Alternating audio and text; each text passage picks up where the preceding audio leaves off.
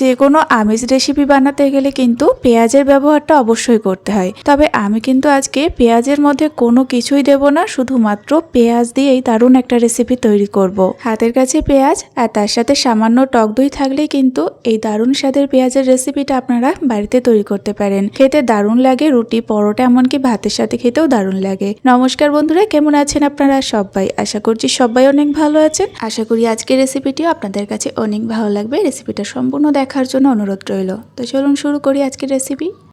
যেহেতু আজকে আমি শুধুমাত্র পেঁয়াজ দিয়ে রেসিপিটা তৈরি করব, তার জন্য কিন্তু পেঁয়াজের পরিমাণটা একটু বেশি থাকবে। এখানে আমি বেশ বড় বড় সাইজের 4টে পেঁয়াজকে কেটে নিয়েছি। আর দেখুন একটু কিউব আকারে কেটে নিয়েছি, ঠিক এরকম করে। যদি পেঁয়াজের সাইজগুলো একটু ছোট হয় সেক্ষেত্রে কিন্তু 6টা থেকে 7টা বা তার থেকে বেশিও আপনারা নিয়ে নিতে পারেন। এরপর আমি পেঁয়াজগুলো একটু সাইডে রেখে এখানে আমি একটা মশলা পেস্ট তৈরি করে নেব। এখানে নিয়েছি আদা, রসুন, কাঁচা লঙ্কা এবং টমেটো। তো পরিমাণগুলো আমি খুব ভালোভাবে কিন্তু লিখে দিয়েছি, আপনারা সেইভাবে পরিমাণগুলো নিয়ে নেবেন। তো এটার একটা সুন্দর পেস্ট বানিয়ে রেখে দিলাম। তো এবার দেখুন এদিকে আমি একটা ভাজা মশলা তৈরি করার জন্য কড়াইটা হালকা গরম করে 1 চামচ সর্ষে, 1 চামচ গোটা জিরে, 1 চামচ পাঁচফোড়ন দিচ্ছি। এখানে সর্ষের মাপটা একটু কম রাখলেই ভালো, তো 1 চামচ বা হাফ চামচের বেশি একেবারেই দেবেন না। এবার একটুখানি ড্রাই রোস্ট করে নেব কিছুক্ষণ। বেশ কিছুক্ষণ একটু নেড়েচেড়ে নেওয়ার পরে এখানে আবারও একটা আমি উপকরণ অ্যাড করে দিচ্ছি, সেটা হচ্ছে কাজু বাদাম। 4টে মতো কাজু বাদাম দিয়ে দিচ্ছি। তো কাজু বাদামগুলো দেওয়ার পরে আরও কিছুক্ষণ ভেজে নেব, মানে কাজুর কালারটা একটু চেঞ্জ হবে ততক্ষণ পর্যন্ত আর একটু ভেজে নিতে হবে। আর এই দেখুন এখানে প্রায় 2 মিনিট মতো ভেজে নিলাম সমস্ত মশলাগুলো। এখন কিন্তু হালকা ভাজা হয়ে সুন্দর একটা স্মেল আসছে। এই পর্যায়ে এই মশলাটাকে নামিয়ে একদম শুকনো অবস্থাতে মানে পাউডার করে নিতে হবে। তো দেখুন এখানে কোনো রকম জল আমি দিইনি, একদম শুকনোভাবে এটাকে শিলপাটাতে আমি বেটে নিয়েছি। কাজু সমেত কিন্তু বেটে নিয়েছি, একদম ড্রাইভাবে বাটতে হবে। মশলাটা তো রেডি। এখন আমি মশলাটা সাইডে রেখে রান্নাটা শুরু করে দেব। কড়াইটা গরম করে প্রথমে 2 চামচ সরিষার তেল দিলাম, তারপরে 2 চামচ পরিমাণে সাদা তেল দিলাম।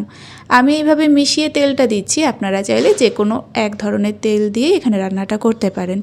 তেলটা যখন ভালোভাবে গরম হবে ফোড়নের জন্য আমি দিয়ে দিচ্ছি হাফ চামচের মতো গোটা জিরে আর একটা শুকনো লঙ্কা। ফোড়নটাকে একটুখানি জাস্ট নেড়েচেড়ে নিতে হবে। আর তারপরে এখানে আমি অ্যাড করে দেব সেই মশলাটা, মানে আদা, রসুন, কাঁচা লঙ্কা আর টমেটোর যে পেস্টটা তৈরি করেছিলাম সেই মশলাটা দিয়ে দিলাম। এইবার এই তেলের মধ্যে মশলাটাকে একটুখানি নেড়েচেড়ে মিনিট 2 মতো ভেজে নিতে হবে। ভেজে নিলে সমস্ত কাঁচা গন্ধগুলো চলে যাবে, মানে আদা রসুনের কাঁচা গন্ধগুলো প্রায় চলে যাবে। তো এখানে আমি মিনিট 2 হয়ে গেল মশলাটাকে ভালোভাবে ভেজে নিয়েছি তেলের মধ্যে। এখন কিন্তু কাঁচা স্মেলগুলো একেবারে চলে গিয়েছে। এই পর্যায়ে আমি অ্যাড করে দিচ্ছি স্বাদ মতো লবণ আর হাফ চামচের মতো কাশ্মীরি লঙ্কার গুঁড়ো। এটাতে সম্পূর্ণ একটা কালার তৈরি হবে, কোনো রকম ঝাল হবে না। কাশ্মীরি লঙ্কার গুঁড়ো আর লবণটাকে জাস্ট একটুখানি মিশিয়ে এর মধ্যে এখন আমি দিয়ে দেব সামান্য একটুখানি হলুদের গুঁড়ো। হলুদের গুঁড়োটা একটু কম দিতে হবে, কাশ্মীরি লঙ্কার গুঁড়োটা একটু বেশি দিতে হবে, তাহলে রান্নার কালারটা একদম ঠিকঠাক থাকবে। তো হলুদ গুঁড়োটাও একটু মিশিয়ে নিয়েছি। তারপরে দিয়ে দিচ্ছি এখানে 4 চামচের মতো ফেটিয়ে রাখা টক দই। টক দইটা অবশ্যই দিতে হবে এই রেসিপির জন্য। আর দেখুন সেই ভাজা মশলাটা দিয়ে দিচ্ছি, কাজু, সর্ষে, গোটা জিরে আর পাঁচফোড়ন সমস্ত যেটা আমি মশলা করে রেখেছিলাম সেটা আমি 1.5 চামচ মতো দিলাম, পুরোটা কিন্তু দিইনি। একটু ভালোভাবে নেড়ে চেড়ে দইয়ের সঙ্গে সমস্ত কিছু কষিয়ে নিয়েছি। এখন কিন্তু তেলটা বেশ ভালোভাবে আলাদা হয়ে গিয়েছে।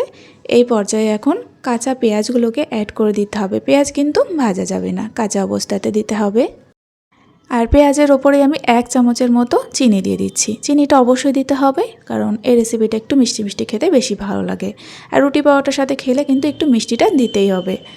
এবার দেখুন আমি সমস্ত কিছু ভালোভাবে পেঁয়াজের সঙ্গে কিছুক্ষণ কষিয়ে নিচ্ছি। যতক্ষণ পর্যন্ত পেঁয়াজটা না নরম হচ্ছে ততক্ষণ পর্যন্ত একটু কষাতে হবে। আর দেখুন পেঁয়াজটা কিন্তু নরম হতে শুরু করেছে। এই পর্যায়ে আমি 1 চামচের মতো টমেটো সস অ্যাড করে দিলাম। আর টমেটো সসটা ভালোভাবে মিশে গেলে এই পর্যায়ে একটুখানি ঢেকে রান্না করতে হবে। একটু চাপা দিয়ে দিলে দেখবেন মশলার গন্ধগুলো পুরোপুরি চলে যাবে। এই সময় কিন্তু অবশ্যই লো ফ্লেমে 2 মিনিট ঢেকে রাখতে হবে। 2 মিনিট ঢেকে রেখেছিলাম, তারপরে চাপাটা খুলে এখন আমি দিয়ে দিচ্ছি কিছুটা পরিমাণে কাজু কিশমিশ। তো এই কাজু কিশমিশটা সম্পূর্ণ অপশনাল, আপনারা না চাইলে নাও দিতে পারেন। তো দিলে কিন্তু বেশ ভালো লাগে রুটি পরোটা বা লুচির সাথে খেতে। আর এটা এমন একটা রেসিপি যে কোনো কিছুর সাথে খেতে দারুণ লাগে। তো কাজু কিশমিশটাও একটুখানি নেড়েচেড়ে মিশিয়ে এখন এর মধ্যে আমি 1/2 কাপের মতো নর্মাল জল দিয়ে দিচ্ছি। যেহেতু পেঁয়াজটাকে ভালোভাবে সেদ্ধ করতে হবে তার জন্য জলটা আমি অ্যাড করছি, তবে খুব সামান্য জল দিতে হবে। জলটা দেওয়ার পরে একটু নেড়েচেড়ে এখন আমি লো ফ্লেমে প্রায় 10 মিনিটের জন্য ঢেকে দিচ্ছি। এই 10 মিনিটে দেখবেন পেঁয়াজটা খুব ভালোভাবে সেদ্ধ হয়ে যাবে।